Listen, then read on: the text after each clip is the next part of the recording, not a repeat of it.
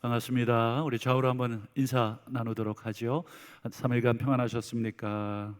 네, 감사합니다.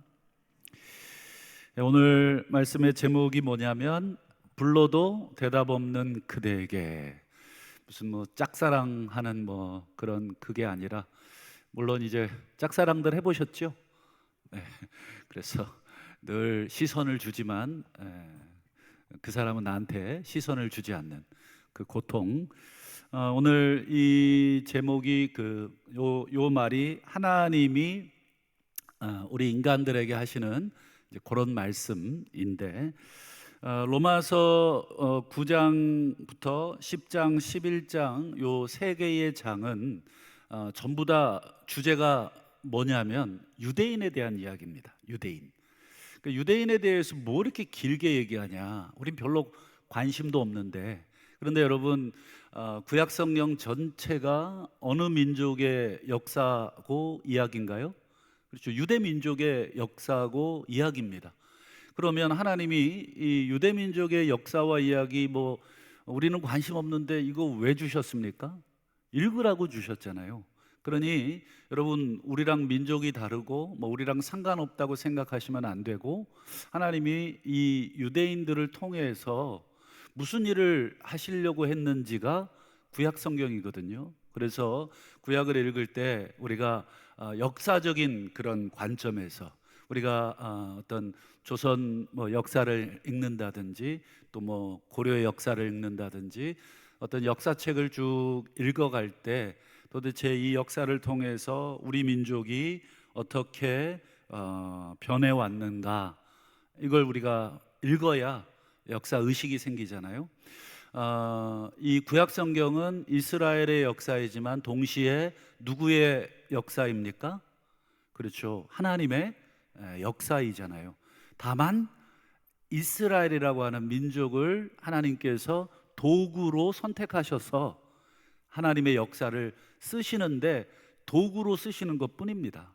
그러니까 유대 민족이 뭐 대단해서도 아니고 특별해서도 아니고, 그래서 우리가 유대 민족을 뭐 너무 신격화할 필요도 없지만 너무 또 그렇다고 경멸할 필요도 없습니다. 하나님이 그 시대에 하나님의 계획 속에 쓰시는 아주 중요한 수단이었기 때문에, 그래서 우리가 이 복음을 이해하려면 우리는 너무 예수님에게로 바로 달려가는 경향이 있어요. 우리가 복음 그러면 예수 믿고 구원받고, 그러면 여러분 구약이 필요 있습니까? 없습니까? 없겠죠. 예수님은 구약에 나오지도 않는데. 그래서 초대교회에 보면 말시온이라고 하는 이 이단은 구약 필요 없다, 이렇게 주장을 합니다. 근데 여러분, 구약이 필요 없나요? 신약을 이해하려면 구약은 절대적인 겁니다. 오늘 우리가 우리 로마서 10장 14절부터 19절 21절까지 봤는데, 바울이 무려 구약 성경을 5군데나 인용합니다. 몇 군데나요? 5군데. 별로 놀라지 않으시는데 요 짧은 구절에 구약을 5곳이나 인용을 해요. 그 이유가 있겠죠. 그저 자기가 쓰고 싶은 말, 여기 있구나 해가지고 이렇게 쏙 빼서 쓰는 게 아닙니다. 구약의 전체의 흐름을 지금 바울은 예수 안에서 다시 설명하는 것입니다. 구약의 이스라엘의 역사가 하나님의 역사인데, 이 하나님의 역사가 예수 안에서 새롭게 어떻게 다시 쓰여졌는가를 이제 설명을 하고 있다. 여러분들이 요 정도만 가슴에 새기고 성경 이 로마서를 읽으신다 그래도 많은 것들이 다시 새롭게 보이게 됩니다. 여러분, 먼저 이스라엘이라고 하는 그 민족을 이해하려면 뭐부터 시작을 해야 되냐면 당연히 인류 창조부터 시작을 해야 됩니다. 하나님이 인류를 창조하셨지만 그 창조한 인류가 하나님께 반역하죠. 그래서 하나님께서 내쫓고, 그리고는 노아라고 하는 그 사람의 시대에 그동안의 모든 인류를 심판하시고, 이 노아를 통해서 새로운 세상을 시작을 하실 계획으로, 그래서 노아와 그 8명의 이 식구들을 살려내시고 그 방주, 그 테바, 이게 바구니잖아요, 거기에 실어 놓으시고 새로운 땅으로 하나님께서 보내시고 거기서 새로운 인류, 새로운 세상을 시작하셨죠. 그러나 여러분 성경을 쭉 읽어보시면 노아로 새롭게 된 그 세상과 그 인류는 또다시 어떻게 됩니까? 그렇죠. 또다시 반역하고 또 하나님을 거절하고 거역하고, 그래서 또 하나님이 또 다른 사람을 또 선택하시죠. 그게 누구예요? 그렇죠. 아브라함. 그래서 아브라함과 하나님이 언약을 맺으시고 그리고 그 후손을 통해서 하나님께서 세상을 다시 또다시 복되게 하시는 것, 그게 성경의 하나님의 이야기예요. 끊임없이 인간은 반역하고 하나님은 끊임없이 그것을 회복시키려고 하고, 반역하면 회복시키고 반역하면 회복시키고, 이게 성경 구약과 신약을 관통하는 이 이야기의 큰 줄거리입니다. 그래서 하나님이 아브라함과 그 후손들을 택하셔서 어떤 복을 주셨느냐, 그게 우리 지난 9장 우리 4절을 한번 보실까요? 자, 그들에게, 여기서 그들은 이제 당연히 유대인들입니다. 아브라함의 후손들에게 뭐를 주셨습니까? 첫 번째, 양자됨, 아들 삼으셨죠. 너는 내 아들이다. 그 다음에요, 영광. 어떤 영광을 주셨는가? 뭐 엄청난 영광을 우리 구약의 그 내용에서 우리가 보게 되죠. 언약, 뭐 아브라함 언약, 이삭 언약, 야곱 언약, 다윗 언약, 뭐 노아까지 치면 노아의 무지개 언약, 기타 등등의 수많은 언약들로 이어지다가 새 언약까지 기억나실 겁니다. 여러분 성경을 아주 이런 중요한 키워드로 쭉 꿰지 않으면 성경은 그저 공자님 말씀이랑 별반 다른 게 없어요. 착하게 살아라, 뭐 도둑질하지 마라, 이 정도로 끝나는 겁니다. 그런 거는 여러분 논어 맹자에도 다 나와요. 하나님이 그거 가르쳐 주시려고 이 성경을 쓰신 건 아닙니다.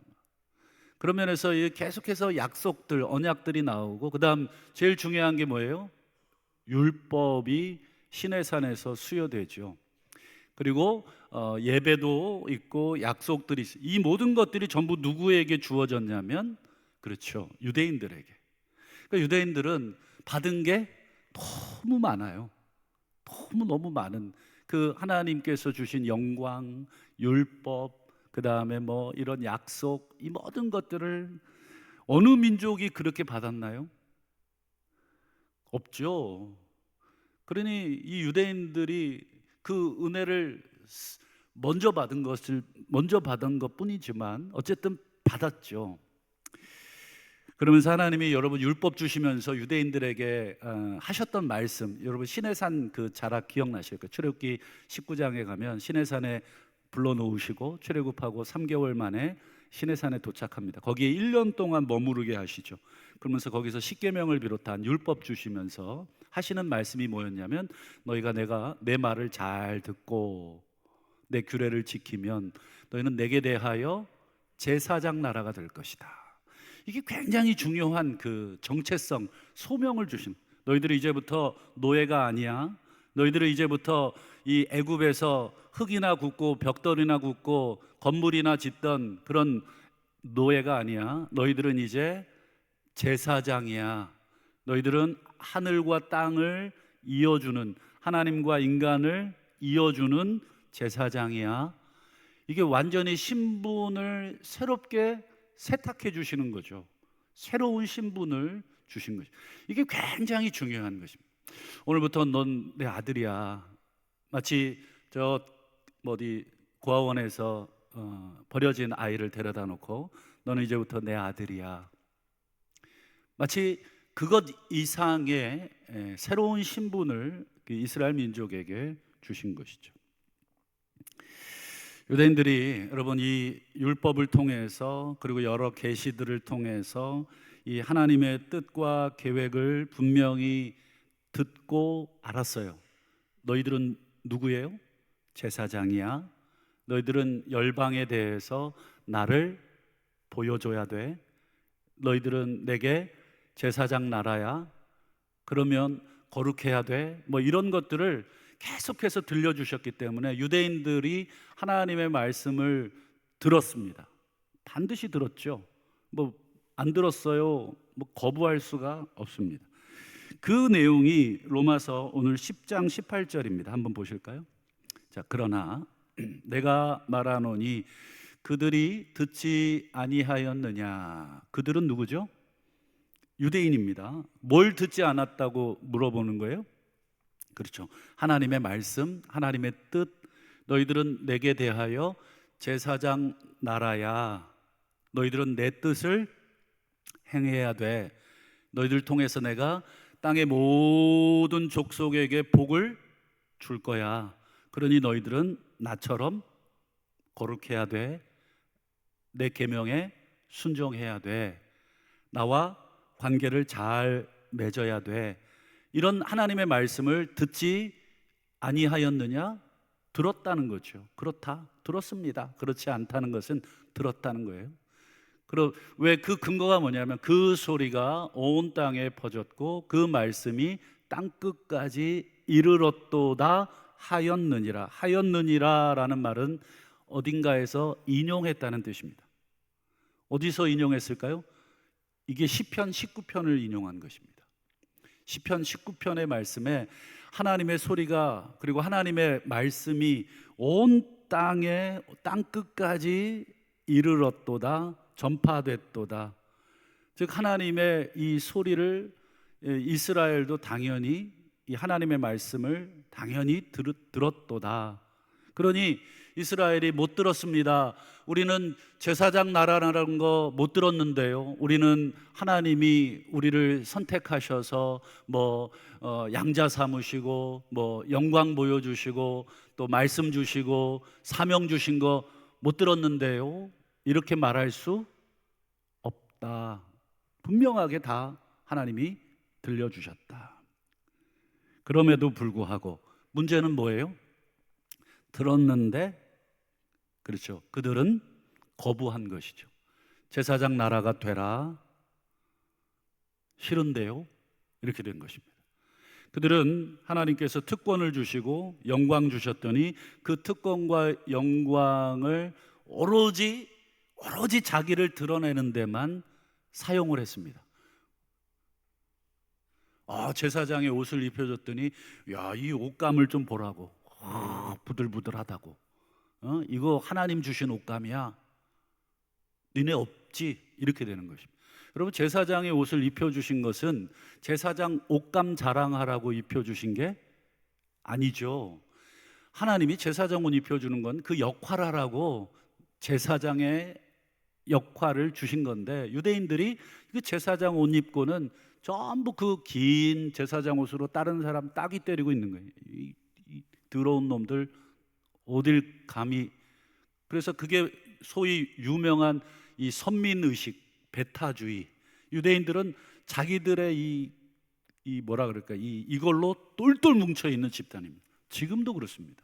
지금도 여러분 그 이스라엘 땅 가면 정통 유대인 이 복장하고 다니는 그 친구들이 있어요. 그 친구들은 우리 같은 관광객들 안 쳐다본다고 말씀드렸죠. 어쩔 수 없이 돈 때문에 받기는 받지만 얘네들이 여기 들어오는 것도 꼴 보기 싫은 거예요. 감히 이 거룩한 이 땅에 이 성지순례라는 이름으로 이 이방 잡족들이 지금 더럽히고 있는 그 꼴도 싫은 것입니다. 어쩔 수 없이 이제 이 국제적인 정세 때문에 테러는 할 수 없고, 이게 지금도 그런데 여러분 이때 당시엔 더 심했죠. 똘똘 자기들의 이 아집으로 가득 차 있었습니다. 한마디로 세상에 대해서 이 인류가 하나님을 반역하고 하나님을 떠난 인류를 다시 그들의 죄를 돌이켜서 하나님께로 데리고 오라는 그 제사장의 사명을 줬지만, 오히려 그 제사장의 사명을 받은 이스라엘이 골치 덩어리가 됐어요. 쟤를 대통령 세워놨는데 대통령이 제일 큰 문제가 됐어요. 모든 영광과 특권과 권력을 다 줬더니 그거 가지고 모든 나쁜 짓을 다 하고 있어요. 아무도 그 대통령을 막을 사람이 없어요. 골칫거리가 된 것입니다. 여러분 구약을 읽어보면 여러분 이 영광과 특권과 뭐 온갖 좋은 것들을 다 이 받은 유대인들이 어땠습니까? 이 고집세고 이 황소 같은 이 아주 완고한 그런 모습을 가지고 있었죠. 그래서 하나님이 아무리 불러도 아무리 그러지 말라 그래도 이게 되지를 않아요. 그래서 뭐 선지자를 보내서 때리기도 하고 뭐 전쟁을 일으켜서 혼내기도 하시고 뭐 재앙을 일으켜서 경고도 주시고 뭐 일이 자꾸 꼬이게 해서 왜 그렇지 한 번쯤은 생각해 보게도 만드시고, 그래서 잠깐 돌이키는 것 같다가 또 평안해지면 또 다시 돌아가고, 이게 너무 많이 반복이 됐죠. 그게 구약의 역사잖아요. 여러분 구약을 쭉 읽어보시면 이런 놈들이 어디 있나 이렇게 싶을 정도로 이 구약의 역사는 계속 이 반복되는 악순환의 역사였어요. 그랬을 때 하나님이 하시는 말씀이 오늘 19절입니다. 보면 10장 19절 볼까요? 그러나 내가 말하노니 이스라엘이 알지 못하였느냐, 이스라엘이 하나님의 뜻을 몰랐냐 이렇게 질문하는 거예요. 여러분 하나님의 백성 이스라엘이 하나님의 율법을 받았고 그리고 하나님의 제사장 사명을 받았고 그거 몰랐냐? 알았다는 거예요. 그런데 안 하고 있다는 거죠. 그것도 너무너무 황소고집처럼 너무너무 완악하게 하나님을 거부하고 그들의 사명을 망각하고 그렇게 살았다는 거예요. 그래서 뒤에 보세요. 먼저 모세가 이르되, 모세가 일렀다는 것은 여러분 구약의 어딘가 모세가 쓴 모세 오경 중에 한 구절이라는 얘기죠. 자, 그러면 이따가 보기로 하고요. 내가 백성 아닌 자로서 너희를 시기하게 하며 미련한 백성으로서 너희를 노엽게 하리라. 여러분 이게 신명기 32장에 나오는 말씀입니다. 어디 나온다고요? 신명기에 나온다고요. 신명기 32장에 하나님이 그 짧은 기간 아직 신명기면은 가나안 땅에 들어가지도 않은 기간이에요. 애굽에서 나와서 불과 40년 정도 광야 생활을 끝마친, 불과 신앙생활 막 시작한 지 40년밖에 안 된 시점인데 하나님이 뭐라 그러냐면 이 광야에서 얼마나 말을 안 들었으면 하나님이 하시는 말씀이, 우리 다시 한번 19절 띄워주시죠. 우리 뒤에 보세요. 내가 내 백성 아닌 자, 이게 누구죠? 그렇죠. 이방인들을 말하는 거예요. 유대인들 말고. 그 다음 미련한 백성 누구겠습니까?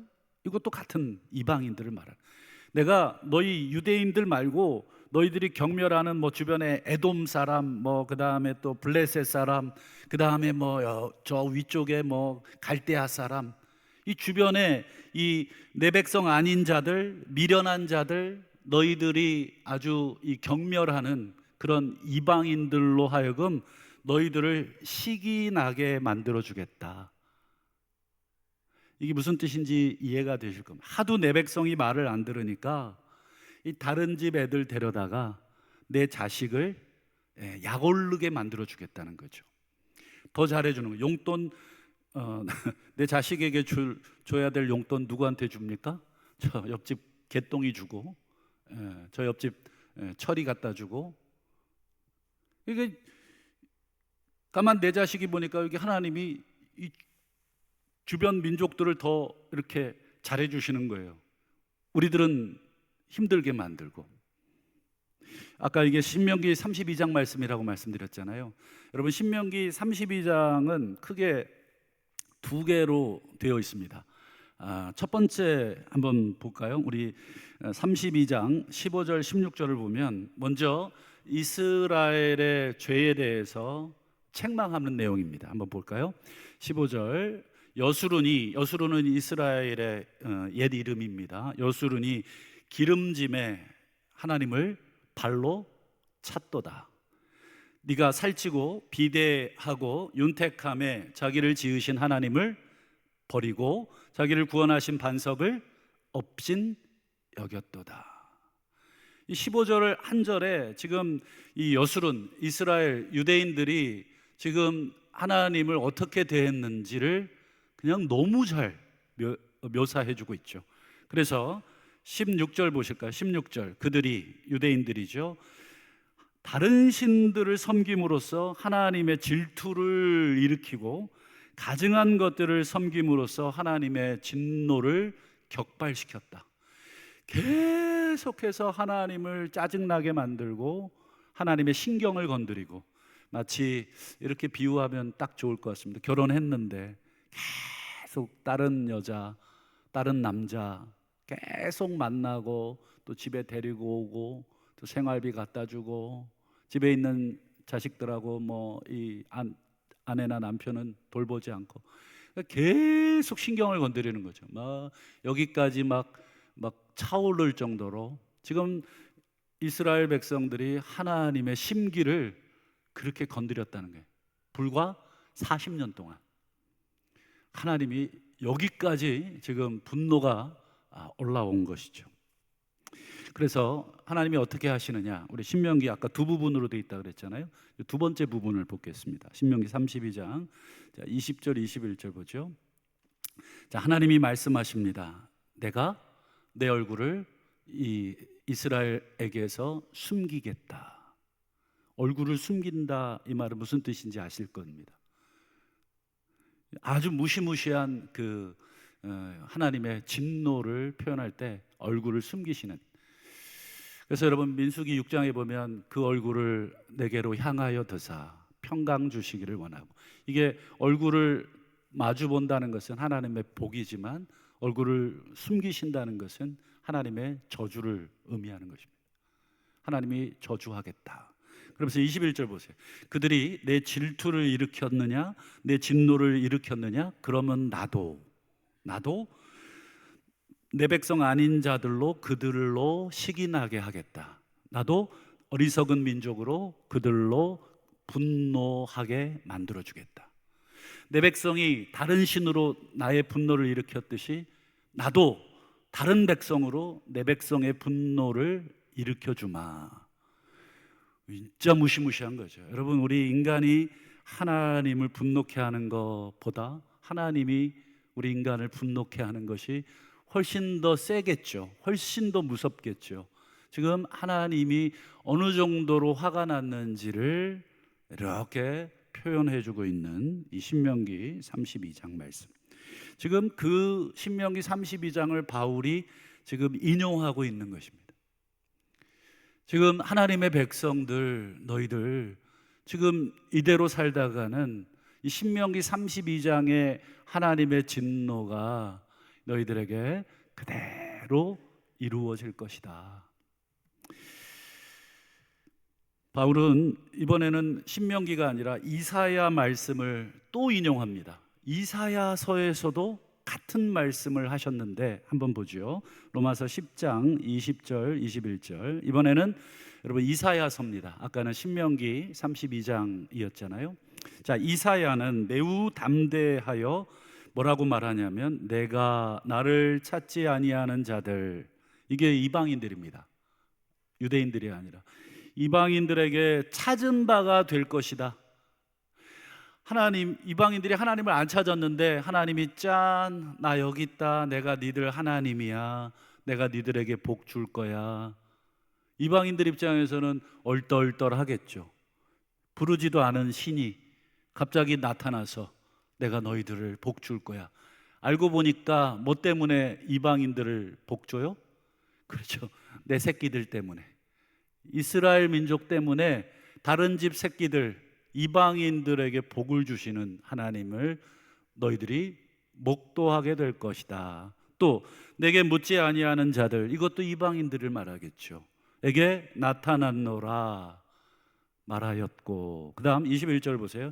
이제 그러면 내 백성 이스라엘에 대해서 뭐라고 말씀하십니까?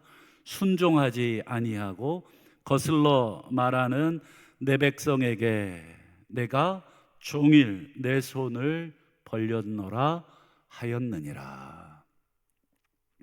종일토록 내 백성에게는 이리 와, 아빠한테 한번 안겨, 절대로 안 오는 거예요. 그래서 오히려 아빠에게 안 오고 다른 아빠한테 자꾸 가니까 이 아빠가 내 자식한테 이리 와 하지 않고 저 옆집 아들한테 이리 와. 그래서 복 주고 안아주고. 요게 지금 아까 신명기 32장 말씀하고 이사야 요 말씀하고 똑같은 말씀입니다. 같은 말을, 똑같은 말씀을 지금 시대가 달라졌을 뿐이지 똑같이 하고 있죠. 여러분, 요게 이사야 몇 장이냐면 이사야 65장입니다. 여러분, 이사야 65장을 한번 읽어보시면 63장, 64장, 65장을 연속으로 읽으셔야 됩니다. 이사야 63, 64, 65를 연속으로 읽으면 하나님의 이 분노가 얼마나 가득한지를 우리가 막 두려움 가운데 읽게 됩니다. 여러분, 제가 이사야 63장, 64장을 다 읽어드리면 좋지만 시간 관계상 이것도 크게 두 부분으로만 제가 간단하게 요약을 하고 말씀을 맺겠습니다. 여러분, 이사야 65장을 인용했는데 이사야 65장 전에 4장, 3장을 먼저 보시라고 말씀드렸잖아요. 63장, 64장이 어떤 내용이냐면 우리 몇 구절, 두 구절만 보겠습니다. 먼저 이사야 64장 5절과 7절입니다. 자, 여기 보시면 이렇게 돼 있죠. 주께서 우리를 선대하셨습니다. 하지만 우리는 범죄함으로 주님께서 진노하셨습니다. 지금 이스라엘 백성이 지금 하나님 앞에 지금 자복하는 거예요. 하나님이 우리에게 너무 잘해 주셨는데 우리 아빠가 나한테 맨날 오라 그러고 과자 사들고 와서 이거 줄게, 이리 와, 아빠한테 한번 안아줘, 아빠한테 사랑해줘 그러는데 우리가 계속해서 범죄하여서 우리 아빠이신 하나님이 진노하셨습니다. 6절에 보면 우리는 다 부정한 자 같습니다. 여러분 뒤에 나오면은 그 유명한 말, 우리의 의는 우리의 옷이 이 낡은 것과 같다. 그리고 7절 보실까요? 주의 이름을 부르는 자가 없습니다. 주님을 붙잡는 자도 없습니다. 지금 자신의 죄를 지금 고백하는 거예요. 아빠 잘못했습니다. 우리가 잘못했습니다. 지금 고백하고 있는 거. 우리가 지금 부정합니다. 우리가 그동안 아버지의 이름을 부르질 않았습니다. 우리가 아버지를 붙잡지를 못했습니다. 그리고는 여러분 64장 9절과 12절을 한번 또 이어서 볼까요? 그러면서 이렇게 기도합니다. 하나님, 너무 분노하지 마십시오. 하나님, 우리의 죄악을 영원히 기억하지 마시옵소서. 우리는 다 주님의 백성이 아닙니까? 하나님, 아무리 미워도 우리 하나님께서 우리를 택하시지 않았습니까? 애굽에서부터 우리 구원하셔서 율법 주시고 영광 주시고 우리를 제사장 나라 삼으시고 이쁘다고 해주시지 않았습니까? 그러니 하나님, 너무 분노하지 마십시오. 너무 우리의 죄악을 다 하나하나 까발리지 마십시오.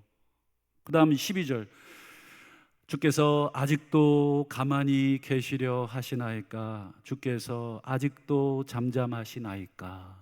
지금 하나님이 아까 얼굴을 가려버리시니까 너무 답답한 거예요.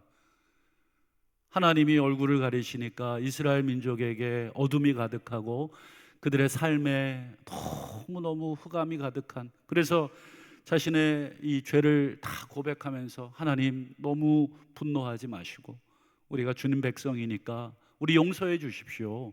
지금 이렇게 간절하게 지금 이사야 64장에서 지금 노래하고 고백하고 있는 것입니다. 여러분, 이쯤 되면 자비롭고 노하시기를 더디하시는 우리 하나님께서, 여러분, 자식이 이렇게까지 무릎 꿇고 와서 막 콧물 눈물 다 빼는데 우리 부모로서 여러분 어떻게 하시겠어요? 용서하시겠습니까? 마음이 좋으시군요. 저는 절대 안 해요. 이런 분도 계시죠? 여러분, 이 정도로 하나님 앞에 죄송하다고, 하나님 우리가 죽을 죄를 졌다고 이렇게 빌면, 여러분, 우리 인간 같지 아니하시는 우리 하나님께서, 자비로우신 하나님께서 용서하실 법 하지 않습니까? 그런 그에 대한 반응이 여러분 이사야 이제 65장 1절과 2절입니다. 한번 이제 65장 1절인데 2절인데 이게 아까 로마서 10장 20절 21절에 나오는 바울이 인용한 그 구절입니다. 이 배경을 듣고 여러분들이 1절과 2절을 읽어야 하나님이 왜 이런 말을 하시는지 이제 이해가 되실 겁니다.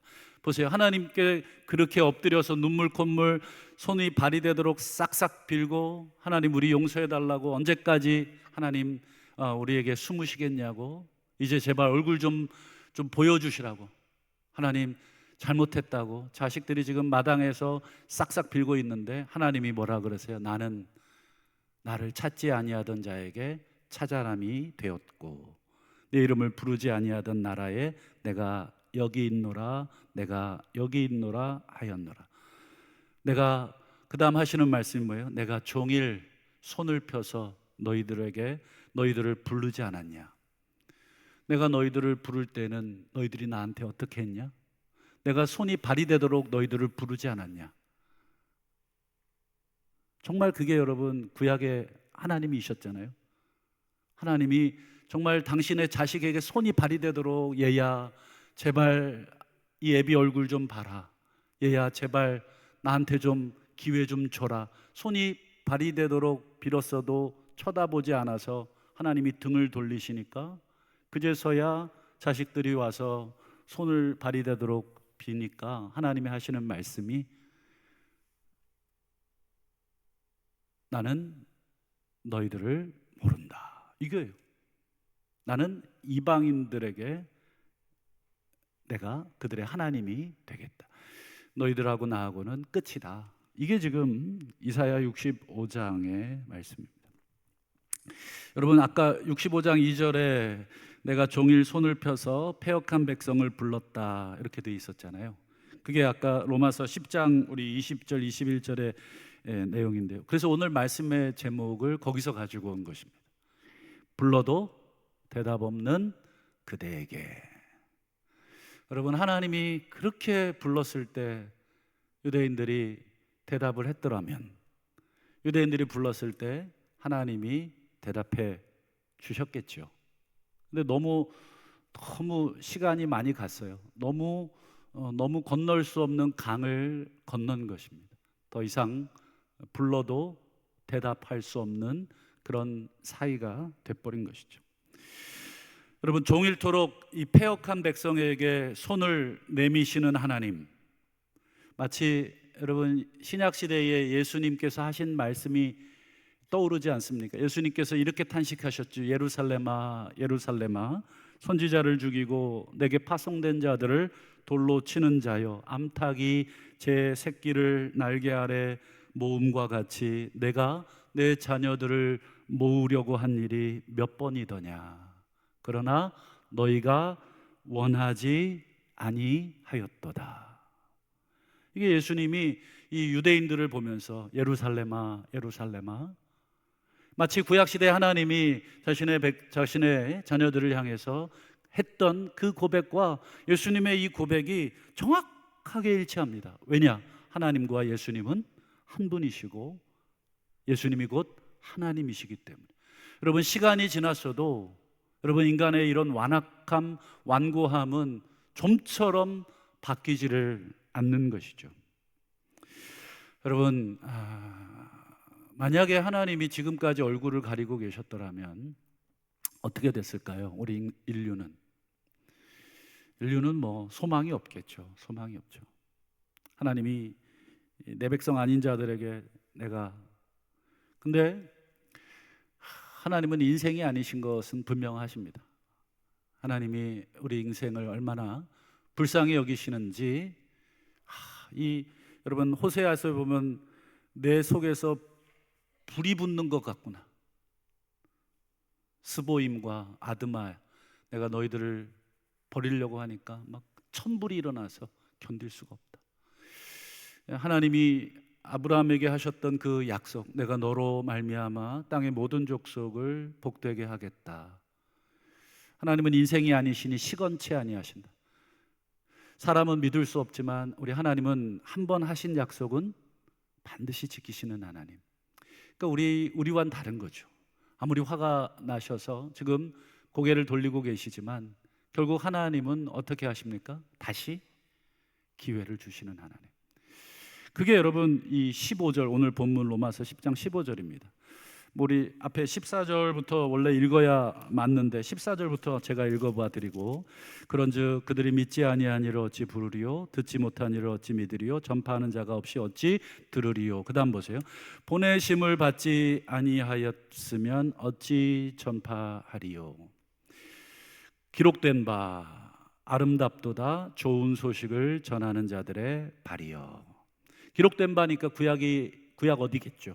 그럼 구약 어디입니까? 여러분, 이 유명한 말씀, 그렇죠, 이사야 52장입니다. 여러분, 이 이사야 52장의 이 구절이 여러분 좀 어려운 이야기지만 좀 그래도 알고 계시면 좋겠습니다. 이사야에 보면 고난받는 종의 그 모습이 총 4번이 나오는데, 우리가 잘 아는 이 네 번째 모습이 여러분 이사야 53장입니다. 그가 찔림은 우리 허물을 인함이고, 그래서 이사야 42장부터 42, 49, 52, 53 이렇게 4번 나오는데, 그 중에 3번째 노래입니다. 52장은 고난받는 종이 누구죠? 그렇죠, 메시아잖아요. 메시아가 누굽니까? 그렇죠, 지금 바울이 지금 필대를 높여서 외치고 있는 예수. 그 고난받는 종의 노래가 뭐냐? 아름답도다. 그 구절을 한번 여러분 이사야 52장 나중에 집에 가서 한번 읽어보세요. 바로 요 바울이 인용한 보내심을 받고 평화의 좋은 소식을 전하며 구원의 소식을 전하기 위해서 산과 들을 넘고 계시는 그 고난받는 종의 발을 노래하고 있는 거예요. 아름답도다. 예수가 오셔서 여러분 어떻게 하셨습니까? 온 그 유대 평지를 계속 거닐면서 뭘 전하셨습니까? 회개하라.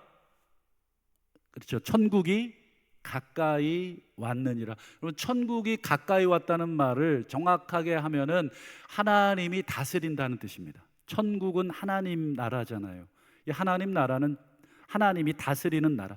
천국이 가까이 왔다는 것은 천국의 왕이 곧 오신다, 천국의 왕이 곧 오셔서 다스린다. 그게 이사야 52장에 나오는 말씀, 여호와께서 통치하신다, 여호와께서 통치하신다. 이 말을 전하는 자의 그 발이 아름다워요. 그런데 예수님이 오셔서, 보내심을 받은 예수님이 오셔서 이 땅 가운데 암탉이 자기 새끼를 품음과 같이 예루살렘을 향해, 자신의 백성을 향해 그들을 부르지만 그들이 오기를 거절하지 않는 자기 백성을 향해 예수님께서, 하나님이 오셔서 다스린다는 이 복음을 전했을 때 누가 이 소식을 들었습니까? 여러분, 그게 바로 이사야 10장, 여러분 이 아까 우리가 보신 그 10장 16절에 보시면 주여 우리가 전한 것을 누가 믿었나이까. 여러분, 이게 어디에 나오는 말씀입니까? 이사야 53장 1절입니다. 그가 찔림은, 고난받는 종이 52장에 오셔서 온 산과 들을 다니면서 우리 하나님의 나라가 가까이 왔습니다. 여러분, 이대로 살면 다 죽습니다. 이대로 살면 우리 하나님의 진노가 가득합니다. 그렇게 온통 전하고 다녔지만 이사야 53장 1절로 딱 넘어가면서 뭐라고 합니까? 우리가 전한 것을 누가 믿었습니까? 아무도 예수를 귀하게 여기지 않고 그의 메시지를 귀하게 여기지 않았습니다. 그러나 그분이 찔리심은 우리의 허물 때문입니다. 그분이 상하신 것은 우리의 죄악 때문입니다. 그러면서 십자가의 노래를 이 고난받는 종의 마지막 4번째 노래인 이사야 53장에서 하고 있는 것이죠. 그게 우리가 여러분 고난주간에 읽고 있는, 예수님은 철저하게 이 구약의 이 모든 것을 다 어깨에 짊어지시고 이 땅에 오신 것입니다. 그래서 바울은 지금 누구의 사명을 이어받고 있는 것이냐면 고난받는 종 예수의 사명을, 예수님이 오셔서 산과 들로 이 아름다운 소식을 전했지만 아무도 듣지 않고 오히려 십자가에 못 박아 버렸듯이 바울은 예수의 그 사명을 자신의 어깨에 뒤집어 쓰고 십자가를 어깨에 뒤집어 쓰고 자기도 똑같이 전하지만, 여러분, 바울이 복음 전했을 때 여러분 많은 사람들이 그렇게 회개하지 않았어요. 많은 사람들이 듣지 않았습니다. 그저 일부 소수가 조그마한 교회를 이루었을 뿐이죠. 그리고 여러분, 그 바울의 사명은 또 오늘 누구에게 이어져 가고 있습니까? 이게 이제 오늘 본문이 우리에게 던져주는 도전이죠. 여러분, 오늘 말씀의 제목이 불러도 대답 없는 그대. 참 우리가 복음을 전해보면 아시지만 참 낙심이 되죠. 이게 지금 계란으로 바위 치는 것 같고, 뭐 아무리 얘기해도 뭐 꿈쩍도 하지 않고, 그럴 때가 많이 있죠. 속이 상하고 낙심이 됩니다. 하지만 그래도 여러분, 구약의 하나님이 그러셨고, 예수님이 그러셨고, 사도 바울이 그러셨고, 여러분, 그것이 성경이 우리에게 보여주는 이 복음을, 메시지를, 하나님의 나라가 이 땅에 왔다, 하나님이 다스린다 라고 하는 이 메시지를 오늘 우리들도 낙심이 되지만 아무 열매도 없지만 그냥 또 전하는 것입니다. 바울은 20년간 이 사역을 감당을 하면서 여러 번 죽을 뻔하고 여러 번 고통을 받았죠. 그러면서 바울은 이런 말을 합니다. 우리 고린도후서 4장 1절을 보실까요? 우리가 이 직분을 받았습니다. 이 직분이 무슨 직분인지 지금까지 설명해 드린 것입니다. 예수께서 짊어지신 직분, 하나님께서 구약의 이스라엘 백성들에게 하셨던 그 직분, 우리가 그 직분을 이어받았습니다. 국률하심을 입은 대로, 그 다음 보세요, 낙심하지 않습니다. 너무너무 낙심이 되죠. 너무너무 괴롭죠. 완악하고 자신을 죽이려고 하고 여전히 거부하고 있는 이 유대인들에게 이 복음을 전한다는 것이 너무너무 고통스럽고 낙심되지만 우리는 이 직분을 받아서 낙심하지 않습니다. 실제로 낙심하고 있는 상황이 많지만 바울은 이렇게 자신을 다시 한번 다잡고 이 일을 행하면서 너무너무 내려놓고 싶고, 빌립보서에 보면 내가 이제 죽고 싶다는 말을 여러 번 해요. 빌립보 교인들아, 저는 이제 여기서 딱 죽었으면 좋겠습니다. 더 이상 너무너무 힘이 들어서 이 일을 감당하기 힘듭니다. 그런데 하나님이 나를 지금 데려가시지 않을 것 같습니다. 그래서 내가 살든지 죽든지 내가 여러분들을 위해서 다시 시작하겠습니다. 여러분, 얼마나 고통스러우면 정말 죽고 싶다고 말을 했겠습니까? 여러분, 이 위대한 복음서인 이 로마서를 바울이 마무리하면서 맨 마지막 로마서 16장 25절을 한번 보실까요? 바울이 결론으로 이렇게 얘기하죠.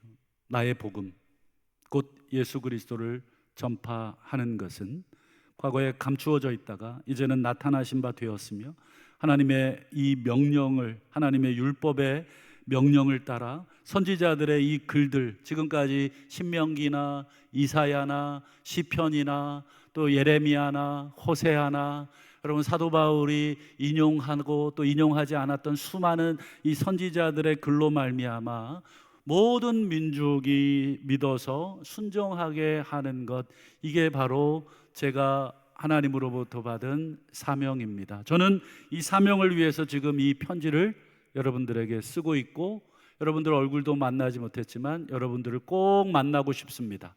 그리고 여러분들이 저를 서바나, 스페인으로 파송해 주시기를 간곡히 부탁드립니다.